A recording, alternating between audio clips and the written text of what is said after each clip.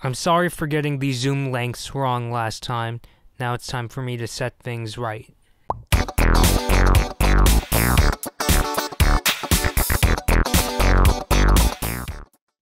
Okay, so this video has been kind of a long time coming. I know I should have come out with this video earlier this week, but I was just getting ready for Comic-Con. But I told myself that no matter what happens, this would be the very first video I would post when I get back.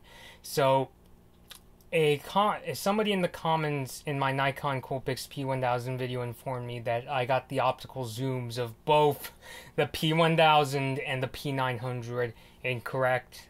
And so here I am trying to correct this. I apologize for making that mistake. I will say, since the person in the comments was suggesting that I didn't do my research, I actually had done my research. As I posted in my previous video, the links, I had about 5 sources to make sure that I got the optical zooms on both the P1000 and the P900 correct. And now that my P1000 video has been put on private, it's so that I could save some time to make the correction. Here I am making that correction. So here we go. So the P1000 is actually going to have a 125 times optical zoom, not 135 like I said in my previous video. Again, I misread it. And I compared it to the P900, which I said in my previous video that it had a 93 times zoom, but actually the P900 has an 83 times zoom. So I was off by about 10 times the zoom. So again, the P1000 has a 125 times optical zoom and the P900 has an 83 times zoom.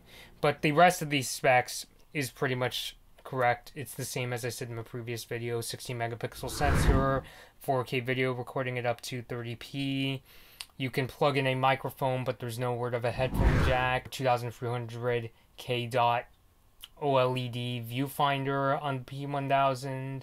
There is also raw capture using Nikon's NRW format. There was also Coolpix picture control. I didn't find word though, since Nikon is mentioning, hey, you could plug in a microphone and an HDMI display and it shoots 4K video. They didn't say anything about the possibility of the flat picture control if you wanted to do some color grading in post. So this may be more so for somebody who's using a still camera for the first time that just wants to get into video shooting, trying out using an external microphone for the first time and so forth. And the 3.2-inch 921K dot LCD, as far as I know, does not have a touchscreen. There is no mention of it on Nikon's website, but since you've got the dial on the back, the circular dial, you should be able to navigate the camera just fine.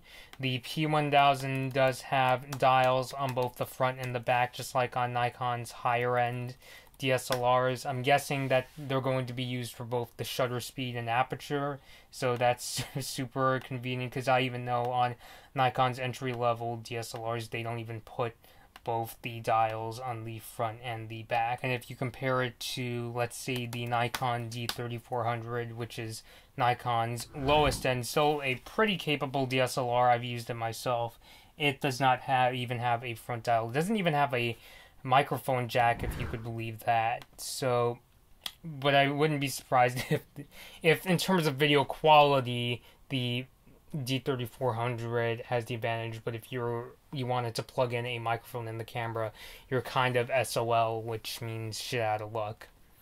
Which, if you know the YouTuber who has a tendency of saying that, you're a cool person. But again, my thoughts on the camera itself hasn't changed aside from making that error, which, by the way, I am totally down for correcting any errors I make in my videos. We all make mistakes, we all misread every once in a while. So when I do, and I've been appreciating the new information I've been getting lately. As I was saying in my Butch Hartman video, I had some commenters inform me information like, hey, he already has a streaming service called the Nude Network, and hey, there's an article of information about the pricing, and so I'm very open to accepting that information. I'm not going to just cry in a corner and do absolutely nothing about it. As long as, you're not threatening me or accusing me of not doing any research at all, I'm very down to correcting my mistakes. But again, my opinion on the P1000 hasn't changed that much, and it's not really a camera for me. And hey, I actually had somebody in the comments of my previous Nikon P1000 video say, hey, I actually used a previous Nikon Mega Zoom for a wedding, and you should, like, did you even try them out? And it's like, hey, if you're able to shoot a wedding with something like a P900, P1000, you know, God bless you. I think that's impressive. That's a testament to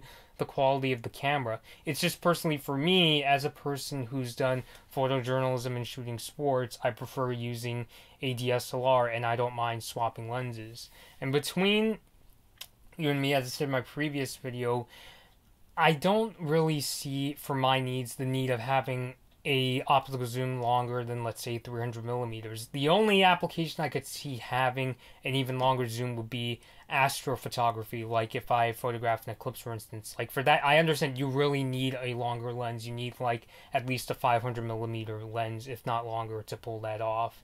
But for needs like most sports and reportage, and I also do some portraiture, I personally don't see the need for a camera or even a lens of that length. But if you definitely, I know there's people out there, and the person in the previous comments was also saying they didn't like having to lug around lenses, and hey, I totally understand that. You know, I've been to a lot of sports games when I was photographing for my college where I had to lug around a whole bunch of lenses, my kit lens, my telephoto lens. Sometimes I would have to bring my microphone. Like, I know having to carry all that with you in a separate camera bag is not always fun. If you're thinking, I need the convenience and I like the pictures that a camera like the P1000 can take, then more power to you, okay? So I hope you guys can totally understand, but please let me know your thoughts down below.